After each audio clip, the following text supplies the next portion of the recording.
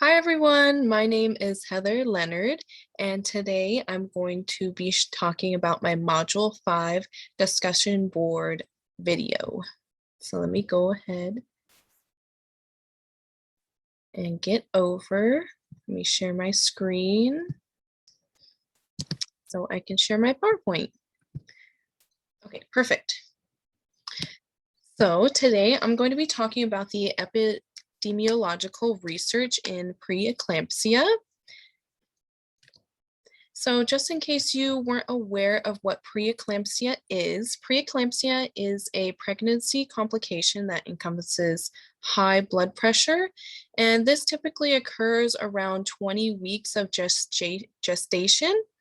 Preeclampsia can really be a very serious condition. It can be fatal, and if it's left untreated, it can cause complications with many organs, including the liver and the kidneys. So this really just begs the question of, can supplementation of calcium prevent preeclampsia in pregnant women? So I'm just going to give an overview of the two articles that I looked at that kind of answer this question or attempt to answer this question through research. So the first one I'll be talking about, I'll refer to this as Article 1, and the author is Azami. So this article explores the effects of multimineral vitamin D and vitamin C and E supplementation in the prevention of preeclampsia. And this study was a randomized controlled clinical trial. And in Article 2 by Hoffmeyer, pre-pregnancy and early pregnancy calcium supplementation among women at high risk preeclampsia. And this was a multi-country parallel arm, double-blind, randomized placebo-controlled trial. So let's go ahead and look at these articles in detail. So the first one, the Azami article. So this population was women who were at gestational age of 20 weeks to 36 weeks. So it encompassed pretty much the cutoff point of when preeclampsia starts to appear at around 20 weeks up until almost preterm, or yeah, preterm birth. And then these groups were visited monthly, once every 2 weeks, and weekly, respectively, to their groups. And I'll talk about the groups in just a second. And they were to evaluate their blood pressure. So like I said, they were divided into 3 groups. So group A, B, and C. Group A was the participants who were 20 to 28 weeks, and they had these supplements given to them. So a ferrous sulfate tablet, calcium, multimineral, vitamin D, calcium, magnesium, zinc, and D3. Then group B was a ferrous sulfate, vitamin C, and vitamin E. And then group C, which was a control group, only was given a ferrous sulfate per day. And these were all per day based on their group and their gestational age. So as you can see, each group was a little bit different depending on which supplementation they were given and their gestational age. So what were the implications of this research? So the results showed that the incidence of the preeclampsia in group A, so this was 20 to 28 weeks, was significantly lower than the control group, which was group C. So group A had a 13.3 incidence rate, and then group C had a 36.7 incidence rate. And then group B showed no significant difference from group C. So what it seems to indicate that group A had a significantly lower incidence rate than the control.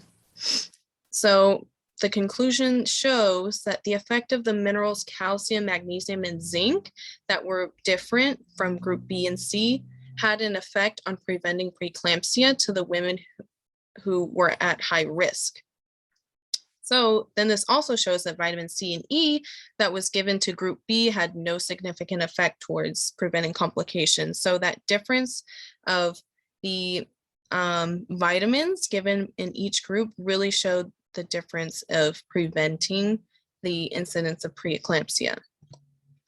So what were the strengths and limitations of this article? So some of the limitations were not dividing the preeclampsia into severity categories. It made it really difficult to study the relationship between like the age, the severity, and the different types of supplements administered, because it never really explained or showed any category of like, was it a severe case of preeclampsia? Was it just a little bit of high blood pressure? Was it a serious high blood pressure case? You know, it really never investigated that. It just went off of checking the blood pressure every month, week, or 2 weeks. But some of the strengths were that the article shows that supplementation of these minerals, so calcium, magnesium, and zinc, are a really simple and cost-effective way to prevent preeclampsia. All right, and then next on to the Hofmeyr article. So this article was on a population of South African, Zimbabwe, and Argentinian women who were in pre-pregnancy and up to 20 weeks gestational age. So these two populations between article 1 and 2 were vastly different, because this one is pre-pregnancy up to 20 weeks, whereas the other one was 20 weeks and beyond. So for this one, the methods: participants with a history of preeclampsia and eclampsia received 50 milligrams of calcium or a placebo supplementation. So this one included a placebo, and the only supplementation that they received was calcium. And also another thing to note was these participants were only women who had history of preeclampsia or eclampsia in the past.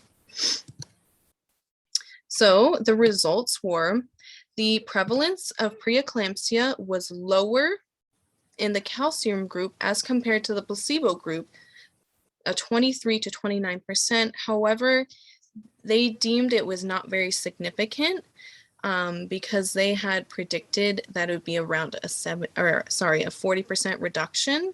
So they deemed this not really significant. So they kind of concluded that a larger trial is required in order to investigate the small to moderate reduction, because it is a small reduction, but it still is a reduction. So, I mean, it warrants more research, but it's just not as much of a difference as they had initially anticipated. So some of the strengths and limitations were that this article was very limited in what kind the participants, because it only included women who had a history of preeclampsia. It only included one supplementation of a mineral, which was calcium. And so this kind of limits the possibility to explore relationships and correlations to maybe different supplements or different population groups, because it's kind of hard to compare if all these women already had preeclampsia in the past. Was it a relationship of, you know, it's just their medical history that they're going to have preeclampsia and supplementation wouldn't really help? You know, so it's very difficult to determine relationships on a very, very narrow population group. But some of the strengths are that, however, it was a small to moderate reduction. Like I said, it still is a reduction. So this kind of sets the stage and begs the question for further investigation.